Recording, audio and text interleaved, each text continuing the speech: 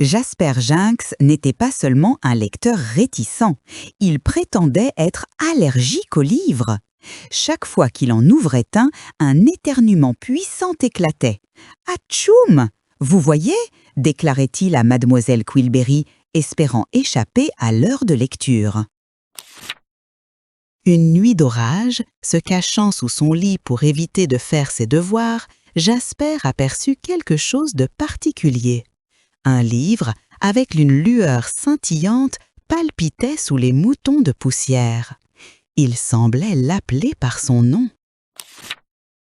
La couverture disait « La bibliothèque des rêves perdus ». Il sentait la pluie et la cannelle, un arôme étrange mais intrigant.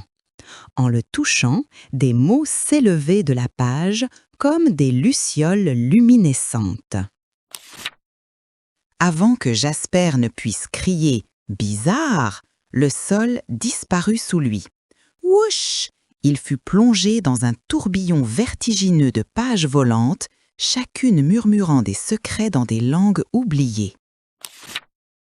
Jasper atterrit avec un bruit sourd dans un grand couloir qui s'étendait à l'infini.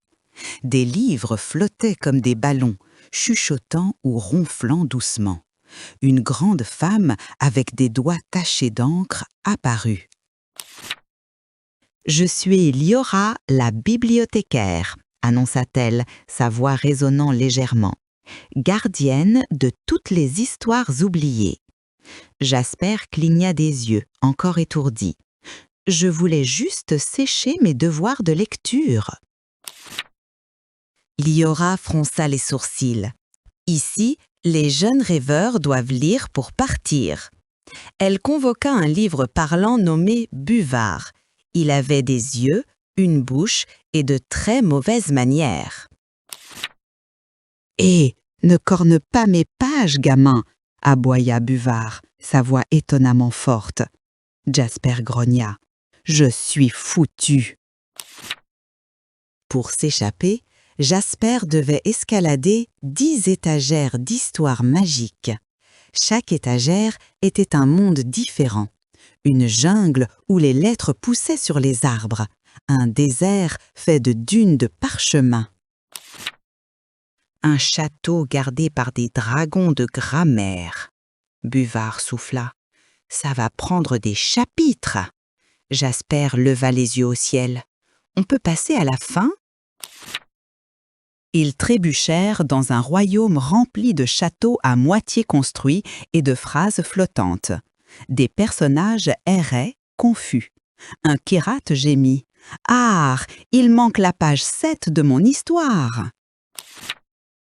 Jasper réalisa.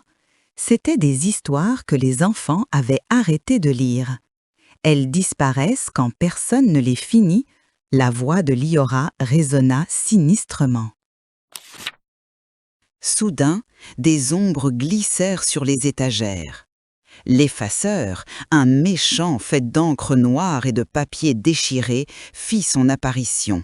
« La lecture s'estompe, garçon », siffla-t-il. « Bientôt, toute l'imagination disparaîtra. » Buvard s'ouvrit grand, crachant des phrases brillantes comme des boules de feu.